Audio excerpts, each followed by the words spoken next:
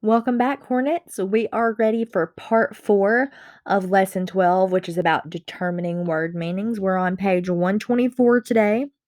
So if you need to take a minute, get out your ready workbook, a pen or a pencil, something to write with, and a yellow highlighter if you need it.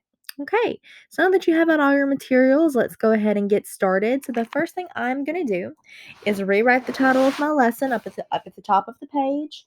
And the title of my lesson I know is Determining Word Meanings.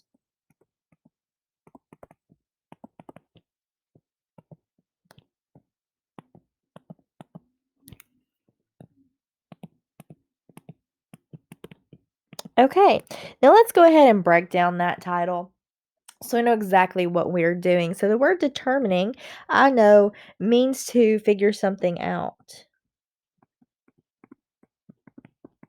So we are figuring out word meanings, and we have been looking at two specific types of word meanings in this lesson. And those would be figurative and connotative. Figurative is referring to our figurative language, right, and the meanings behind those words. Connotative is mostly referring to the meaning, not the meaning, the feeling that is associated with the word.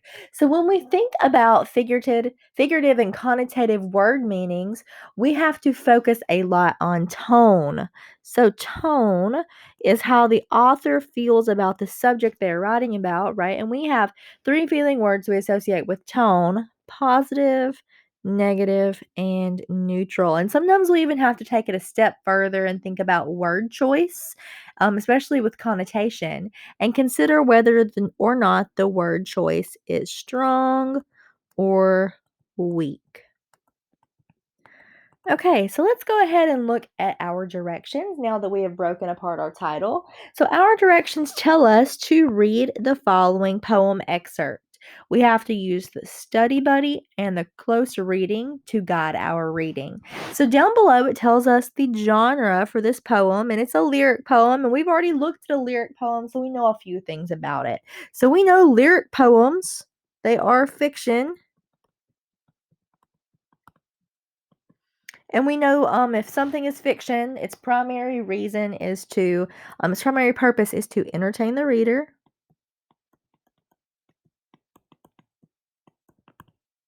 So lyric poems have something special about them, right? They have strong patterns. They have a lot of rhyme and rhythm. So I'm going to make myself a note down here that there is a strong pattern.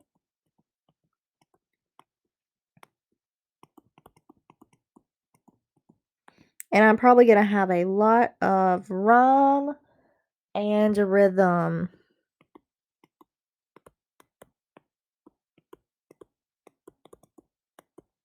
And if you remember from last time, lyric poems usually express thoughts, feelings, and opinions that the author has.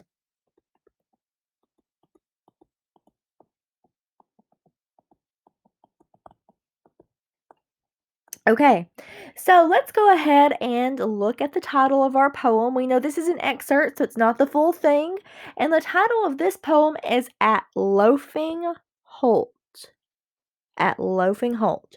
So, just based off of the title, I'm gonna assume that Loafing Holt must be a place because it uses the word at, and if they are at Loafing Holt must be the name of a place. Now, I don't know what kind of place yet because I haven't read the poem, but we can assume it's the name of a place. So, it's hard to determine tone based off the title of a poem that refers to a place. Um, but I've seen the word loafing before, and um in the part of Mississippi I'm from, I'm not sure about you guys, loafing means you're kind of, it's like you're spinning your wheels, you're kind of wasting time. You are not in a rush to get where you're going. And it sometimes has negative connotation depending on how you use it. But just for today, because we know Loafing Holt's, we assume that it's a place. I'm going to guess right now, or I'm going to say that this right now has some neutral tone, neutral connotation for us. No, we can come back later and this may change for us, but just based on the title alone, It's pretty neutral. So before you read, this one you're gonna have to do mostly on your own. I'm just guiding you through it. We have to figure out our rhyme scheme for this poem. So I'm gonna walk us through the rhyme scheme, and then you're gonna read on your own. So our rhyme scheme, just as in the last video, we have to look at the last word of each line of the poem, and it gets assigned a letter depending on whether or not it rhymes with the other words at the end of the lines as well. So let's look at line 1. The last word we have to focus on is heat. Now, since this is the first word, it gets an A. Now we're going to look at the word retreat. Retreat, heat, those rhyme. So they both get the letter A. Now we're going to look at line 3. Here. Here does not rhyme with heat or retreat, so it gets a letter B, a new letter. Now we have the word clear here. Clear and here rhyme, okay? So it already looks like we have a small pattern forming. We have A, A, B, B, but we've got to continue on. So let's look at the word ways. Ways doesn't rhyme with heat or retreat. It doesn't rhyme with here or clear, so it gets a new letter too. So let's look at the word days next on line 6. Days, ways, those rhyme. So it looks like every other letter is repeating itself. We've got A, A, B, B, C, C. So I'm going to guess and say that the next two probably will be D, D, and maybe then E, E. So let's look. Mine, thine, those two rhyme. And it doesn't seem like they rhyme with anything else. So those two get the letter D. No, grow. Those rhyme, and if you look back up, that doesn't rhyme with anything else, so they get the letters E. 2 letter E's right there. So next we have sprout and out. Those two rhyme, and sprout and out, that doesn't rhyme with anything we've looked at yet, so they get assigned a new letter, and that letter is F because we're keeping this in alphabetical order. So next we have wise, skies. Those rhyme. And that wise and skies don't rhyme with anything we've seen so far, so they get new letters too. So they get the letter G. Refrain, rain, those rhyme. And I'm going to keep on with our pattern. I'm going to assume this gets the letter H if you're going to go back up and check. It doesn't rhyme with anything else. Next we have cool, pool, those rhyme. So they both get the letter I.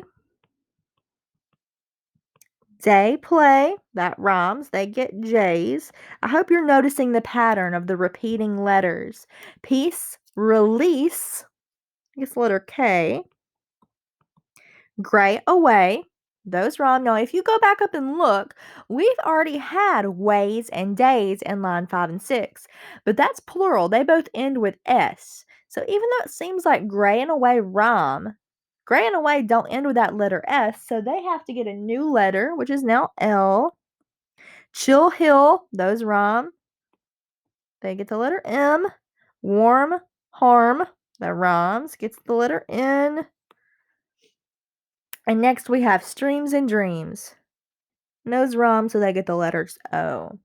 All right, so we have figured out our rhyme scheme, and our rhyme scheme is very repetitive because we know that this is a lyric poem. It all has a pattern, so it has a lot of rhyme, and there is a pattern going on with our rhyme scheme. So now that we've figured out the rhyme scheme together, I want you to take a minute, and I want you to read this poem at Loafing Holt. I want you to read it once on your own, and then we're going to go back and look at the study buddy because we have to do that. And we're going to see what the study buddy wants us to do. So I want you to pause the video, read through the poem once on your own, and there are going to be some questions that you have to answer in the Ed puzzle about this poem to check for comprehension and understanding. Okay, guys, now that you have read it once on your own, we are ready to do the study buddy that is out to the side here. It's going to give us some things to look at. So our study buddy says, as I read, I'm going to think about how the speaker uses language in creative ways to convey thoughts and feelings about the city and country life. I'll look for examples of figurative language and words with connotations such as weatherwise. So if you remember from our when we took notes on figurative word meanings focus on doing things in unique creative ways. just as it's saying here. So we know that that's got to be figurative. And it's also telling us specifically that we have to look for figurative language. So what are some of our examples of figurative language? We've listed them before, so let's think about it. We've got metaphor, simile, personification, hyperboles, allusions, idioms. Those are just a few, right? A few that we know that we will be looking for. So we've got to make sure we focus for those whenever we read again. And we've got to focus on words with connotations. So, connotation, remember, is the feeling that's associated with the word. And we're looking for ones that I'm going to assume have very strong connotation. Could be positive, negative, or neutral, right? But it's got to be those strong words that really get the feelings flowing. Okay, so now that you know that you have to focus on figurative language and words with connotation, I want you to read through the poem again and I want you to specifically look for these things. I want you to specifically look for it and we're going to see what you can find. So pause the video, read the poem again, and look for these things. Okay, guys, so I'm going to assume that you are back. So we're focusing right now on words with strong connotations and some figurative language examples. So I'm going to tell you a few that I noticed, and you can compare what you've got with what I found. So in line 2, I chose the word sylvan, and I'm going to change my color for this. I'm going to do this in green. I chose the word sylvan because that has very strong connotation to me. It's a unique word. Sylvan, if you look it up, means it's associated with the woods or the forest. So to me, that word had very strong connotation, right? So next, my next example was on line 5, 6, and line 8. It says clustered, clustered treasures of the vine. So clustered treasures of the vine. So what kind of fruit grows on a vine? Well, if you said grapes, that's what the poem is alluding to. Not alluding, that's what they are referencing here. So, this is a metaphor for grapes. It is comparing the grapes to clustered treasures.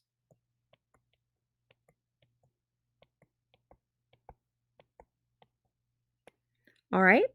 So, next, I chose the word weatherwise on line 13.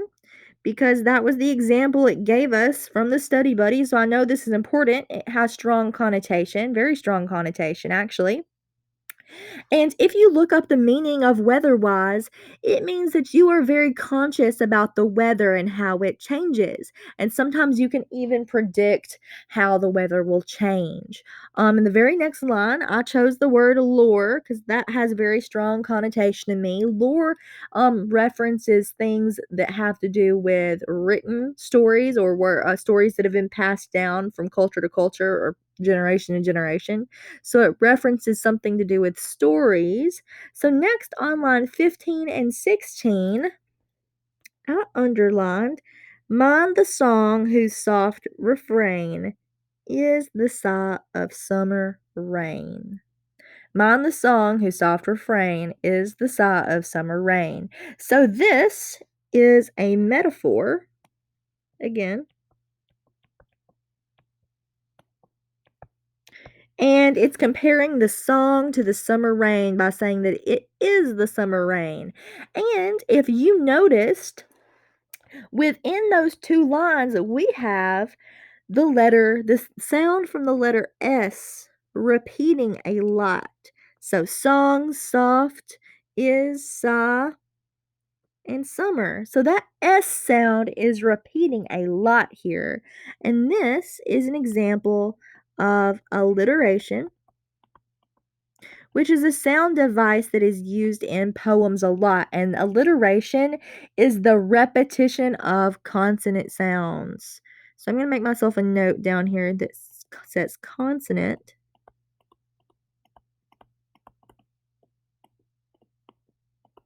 That way I'll know that it's the consonant sound repeating and it's the letter S there. So now down at the bottom on line 28, I underlined where it said, let me scroll, shielding tender roots from harm. Shielding tender roots from harm. Now, it's talking about how the country is shielding the tender roots, but can it actually do that? This is an example of not a metaphor, sorry, personification, guys. Because it can't actually shield. It's giving human qualities to something that's not human.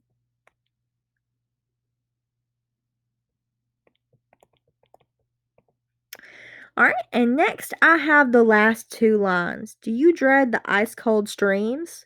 They are mirrors for your dreams. So this is a metaphor, and it's comparing the streams to mirrors. It's saying that the streams are mirrors that reflect your dreams. Okay, so now I think we've talked about figurative language and connotation quite a bit. So let's move on to our next close reading box because since we've done the study buddy, we're ready to move on to our close reading. So I'm going to put a box around this so I know it's important, and I'm about to change my color back to red. I like that better for this. So let's see what the close reading says. What words does the speaker use to describe life in the country? So, what words is the speaker using to describe country life? We have to underline these terms and write a plus or a minus sign next to them to show whether or not they have positive or negative connotation. So, guys, this is something we have been doing a lot of lately. So we're going to look at specific words, we're going to underline them, and then we're going to decide whether or not they have positive or negative feelings behind them, right? Because connotation is the feeling behind the word. So I want you to take a minute, go through the poem. I want you to pick out some words that you notice have the pretty good strong connotation, and you are going to tell me whether or not they have positive or negative feelings behind them, and you're underlining these. So take a minute and do this, and we're going to come back and I'll show you what I found, and you can compare what you've got. All right, so I'm going to assume that you've already gone through the poem. You have found some words and phrases that have strong connotation, and you've decided whether or not they're positive and negative. So now I'm going to go through and I'm going to show you what I found to for my examples of how he describes life in the country with different types of words and phrases, and we'll talk about the connotations for those. So in line number 2, I underlined the phrase Sylvan Cool Retreat. So this is how he's describing the country. Sylvan Cool Retreat. Well, we've already talked about Sylvan and how it refers to the woods, and he calls it a cool retreat. So cool makes me think of like a nice cool breeze, and a retreat is somewhere that you go to make yourself feel safe. Sometimes you go on a group retreat. It's almost like a vacation, but you get things done, right? And this has some positive connotation behind it. So I'm going to put a little plus sign because I know that's positive. So next in line 4, I underline where it says clean and clear. So he's describing the country air as clean and clear. If the air is clean, it's breathable, right? That's good. If it's clear, it's not murky, it doesn't have smog. So it's good. So this is positive connotation. So I'm going to put my little plus sign. All right, so next I underlined in line 6 where it says calm and tranquil. So the days in this country are calm and tranquil. If something's tranquil, it kind of means that it is at peace. It's very relaxing. So this, of course, is positive as well. So it looks like we kind of have a little trend going. It seems like he definitely is referring to this country with by using positive connotation. Okay, so let's go on down where it says in line 25, the winter chill. Winter chill kind of has some negative connotation, right? So maybe if you were in the country, I mean, it's going to be winter eventually, and the winter time is chilly. So that's kind of negative, right?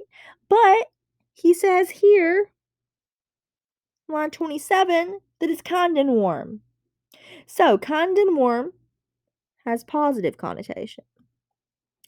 And then Here, he talks about the shielding the tender roots. If you were shielding the tender roots from harm, that obviously had some positive connotation. It's good to be shielded from harm. And then we have where it says ice-clad streams. Now, if you have ever been in a stream or a river or something like that, or even any body of water that is ice clad, that kind of makes me feel like it's wintertime and it's cold. You never want to step or get into any body of water that is ice clad because it's going to make you cold, wet, and miserable. So, this has some negative connotation. So overall, I would say it seems like he is referring to the country in a very positive way. He uses a lot of positive words and phrases. So now that we have done our first close reading box, let's move on to the next one. So this one tells us, does the speaker prefer the city or the country? Draw a box around descriptive words and phrases that indicate his feelings about the city. So if we are trying to figure out how the author feels, we're trying to